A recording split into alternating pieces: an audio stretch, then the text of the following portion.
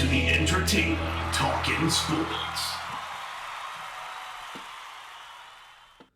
What is going on, football fans? Back at it with another New York Giants video. And in this video, I am going to talk about the rumors that have started to circulate about edge rusher Matthew Judon. I've had a bunch of my subscribers ask me to do this video, and I actually had the idea to make it before they started talking about it. But it's certainly a very interesting topic. Obviously, the New York Giants have a pending need at the edge rusher position, and yesterday it was reported by ESPN. I'm going to get into some of the quotes, along with a lot of other sources, that the Baltimore Ravens may very well be looking to tag and trade Matthew Judon. Now, for those of you that do not know, Judon is one of the most sought-after pass rushers in free agency this offseason, and it has become a more popular thing to do for teams to tag and trade players, specifically at the edge rusher position. Now, for those of you that do not know what the tag and trade is, each team gets one franchise tag per year. And what a franchise tag is it basically allows the team to keep a player on their roster rather than hit free agency on a one-year contract. Now, of course, if the Ravens were to do this, the disadvantage to that is that they would not be able to use the franchise tag on anyone else. The advantage to that is rather than just letting him walk, you get something for him. Now, I don't think you're going to get much more for him than you would if you just let him hit free agency. Personally, maybe you get a little bit more back because you get a comp pick, but I guess you get a higher pick maybe when you look at what Seattle got, Houston got last year from Seattle for Jadeveon Clowney. That's right, they did that last year, and Frank Clark, they might have done that as well. I'm not 100% when the Chiefs traded for him, but I know that they did it with Jadeveon Clowney, and the Seahawks had to trade to acquire him, even though he was a pending free agent because he was tagged by the Houston Texans. And I expect more and more teams to do this when they have a big free agent coming up and, they want to try to get something for him rather than nothing, even though, like I said, you get a comp pick nowadays. So that is the reasoning for it, and we'll see if the New York Giants do have interest in a Matthew Judon. In this video, I'm going to get into some of his strengths and weaknesses. The reason that Judon, I think, never had unbelievable stats since he's been in the NFL is he's been in a rotation, much like a Zadarius Smith. Zadarius Smith was with the Ravens up until this year, when he was a free agent, and the Ravens may be thinking about tagging Judon for that exact reason. They allowed Zadarius Smith to hit the open market. Zadarius Smith signed with the Green Bay Packers for a huge amount of money, and he made $16, $17 million a year. The Green Bay Packers overpaid by the market, and obviously he lived up to that. Smith was one of the best players in the league, made the Pro Bowl, and so did Matthew Judon when he got the opportunity. So the Ravens didn't really miss out on much because Judon kind of filled his shoes and played at a Pro Bowl level. But, yeah, so last year they got nothing for Smith, and then they saw him go up and play very well for the Green Bay Packers. So that is why I think the Ravens are interested in tagging and trading Matthew Judon. And like I said, we'll see if the New York Giants are interested. They obviously have a huge need at that pass rusher position, and they could elect to do a lot of things. We're not going to get Chase Young. Let's be realistic. They could sign a free agent, which might be the better course of action, or they could do this, trade him, and have him under contract for 1 year and work out a contract extension within season. I'm not making this trade unless I strongly believe this guy's going to want to stay here long term. So that's something that has to be discussed before a trade would even be made, in my opinion. But yeah, he's a very good player. And the other thing that I really like about Judon, when I read up on him, he has familiarity in both systems. He played in the 4-3 in college. He's played in the 3-4 at the NFL level. And he doesn't have an injury history, like a Marcus Golden, for example. So we'll see how it all plays out. But I wanted to jump into some of the quotes about Judon and what people have to say about him in terms of what his strengths and his weaknesses, as well as his statistics. And we're going to start here with the report that came out from Adam Schefter of ESPN.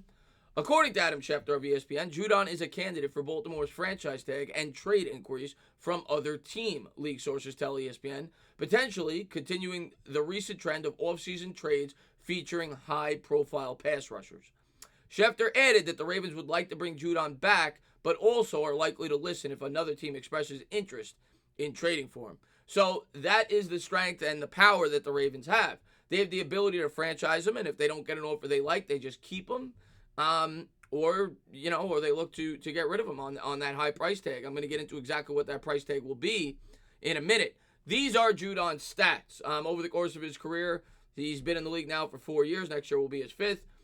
4 sacks in his rookie season, 8, 7, and 9.5. But like I said, this was the first year where he started all 16 games. Last year, I think he started 11 or 12.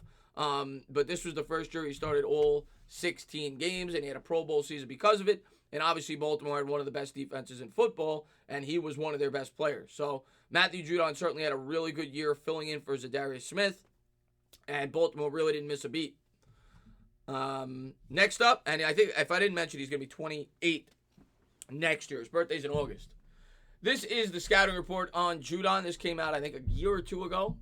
A real force off the edge. He has superb instincts as a pass rusher, with the athleticism to play outside linebacker and the power to line up at defensive end. So right out of the gate, that to me is something that should be intriguing to Joe Judge. It's telling you right away, this guy can play both in the 3-4 and the 4-3. And that's something that Joe Judge wants. He wants guys with versatility.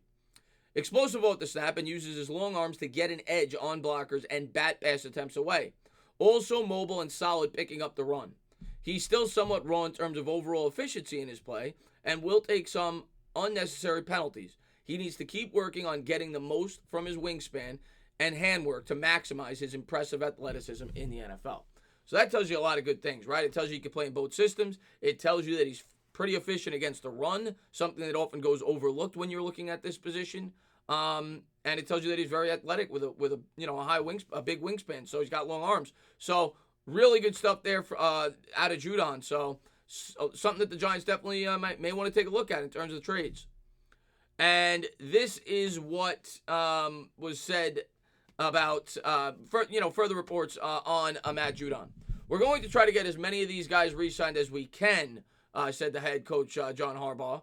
He said per Schefter, Matt is probably at the top of the list for sure. Our goal will be to bring Matt back, and that is what every team is saying about their high-price free agent. The Steelers said the same thing about Bud Dupree. The Jaguars have said the same thing about Unique. So we'll see if this actually happens. Teams are going to try to bargain from a position of power if they do franchise tag these players. Were the Ravens to use the franchise tag, it would cost them an estimated $16.3 million per over the cap. Based on the average salaries of the top edge rushers, it may be a worthwhile one-year hit if the Ravens are intent on keeping Judon but can't settle on a long-term extension. And that, to me, is the attraction if you're going to trade for a Judon. Even though it would only be for 1 year, and then you probably have to pay a market value, or you could probably franchise tag him for a second year at market value. But so these guys are going to make 2021. You'd be getting this guy in 16 for 1 year. It would give you a little more cap space to try to do some more things for your roster this season. And the price tag wouldn't be nearly as much as one may think, being that they're taking on a gamble with a franchise tag. This was the price that was given up last year when the Houston Texans traded away Jadeveon Clowney to the Seattle Seahawks. As Seattle Seahawks general manager John Schneider always says, roster building is a constant ongoing process. And on Sunday, the Seahawks indeed upgraded their pass rush in a significant way, acquiring three-time Pro Bowler Jadeveon Clowney in a trade with the Houston Texans. In exchange for Clowney, the Seahawks sent the Texans two players, Jacob Martin and Barkevious Mingo. I looked both these guys up. Neither one of them is an impact player. Martin is 2 years now into the league. He's never started a game, and Mingo has 10 career sacks, I think it's 6 seasons, and he's been a backup his entire career. And they gave up a 2020 third-round pick. So you'd essentially be giving up two, if it was the same scenario, and that was a late third-round pick. So maybe a comp pick this year, the Landon Collins comp pick to go along with two depth pieces. That's essentially what that trade was, and that's what the Giants would have to give up for a Judon.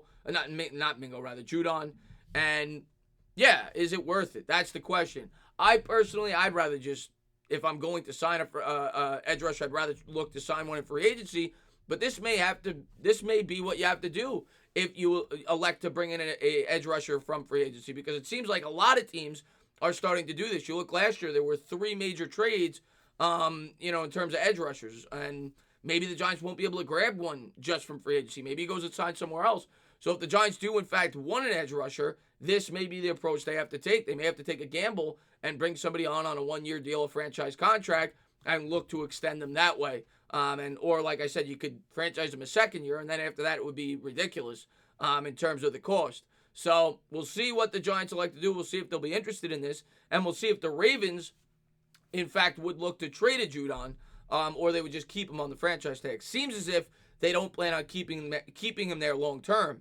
much like they did with Zadarius Smith, but anything could happen. Just wanted to report on it because obviously New York Giants fans are interested in the acquisition of a top-tier pass rusher. Matt Judon is one of them, and a lot of news came out yesterday that the Ravens may be looking to deal him if the price is right. So we'll just have to wait and see. As always, if you like what you watch, please subscribe, drop a comment, maybe give me a little thumbs up. Cheers.